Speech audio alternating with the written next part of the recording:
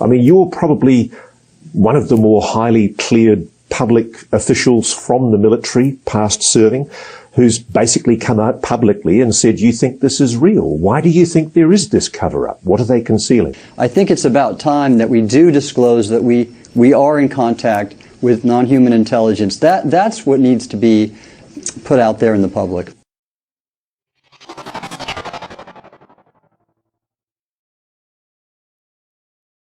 But I remember when it came out on that fateful day, the story was wrong. And I got a hold of Leslie and I said, it's not about $22 million and the Pentagon has a UFO program. It's about there's an entity out there. There's some kind of non-human intelligence that's living with us on this fucking planet. I'm sorry, I'm getting all wound up. That's the story.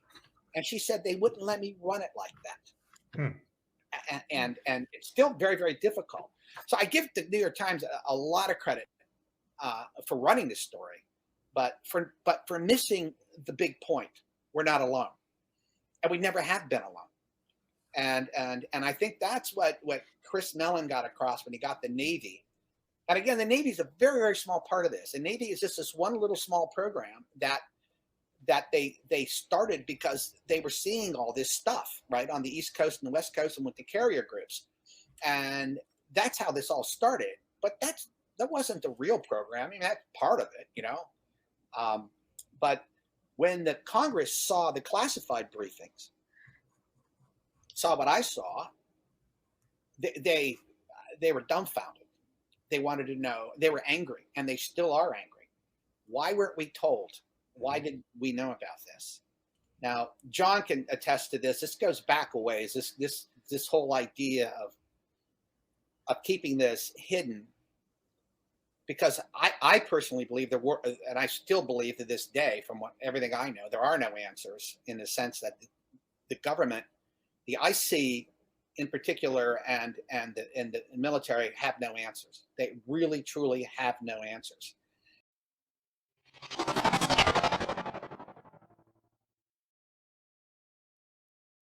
The planet Earth is and has been the subject of an extensive, detailed study by several extraterrestrial civilizations. The human race is a hybrid. We were seeded here, and we have had an intimate interrelationship with high technology, advanced intelligence for hundreds of thousands of years. It hasn't stopped. They are still involved. I'm not trying to frighten you, but I'm trying to say to you that in the next very few short years, you're going to be experiencing things that are going to literally change your life in ways you have never dreamed or imagined, and you better be ready for it.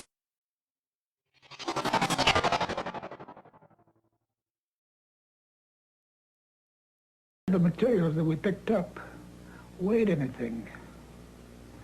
Looked like it was weightless. You couldn't feel that you had anything in your hands. I found one piece of metal, what looked like metal anyway.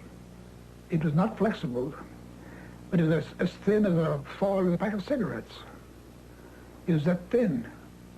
One of my boys told me, he said, there's something unusual here. He said, I tried to make a dent in this metal. He says, you can't bend it. You can't make a mark on it. He says, I took a sledgehammer and whammed it. I put it on the ground and whammed it. And the sledgehammer bounced off of it. He told me not to say anything. He says, I'll handle it from now on. And that's exactly what he did. When he came out, he said, he told the press that was there, he said, that was nothing but a weather balloon, crashed weather balloon. It was definitely not a weather balloon. And it was an aircraft. So what it could have been, I wouldn't know. I still don't know.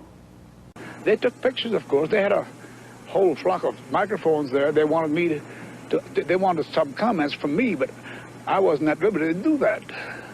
So all I could do is keep my mouth shut.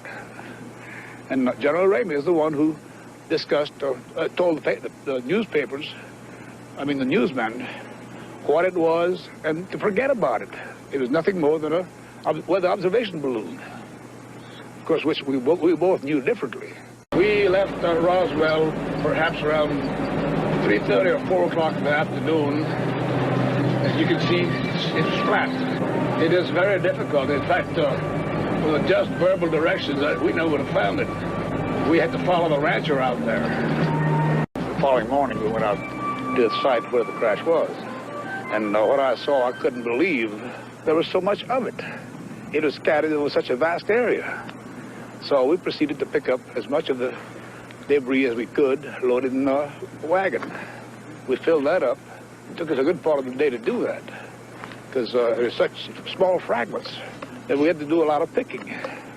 We found a piece of metal about a 1.5 to 2 feet wide and about 2 or 3 feet long. Felt like you had nothing in your hands. It wasn't any thicker than the foil out of a pack of cigarettes. But the thing about that got me is that you couldn't even bend it. You couldn't dent it. Even with a sledgehammer would bounce off of it. So I knew that I had never seen anything like that before. And as of now, I don't know what it was. It was not anything from this earth that I'm quite sure of. Because being an intelligence officer, I was familiar with just about all materials used in aircraft and in our air travel. This is nothing like that. It could not be.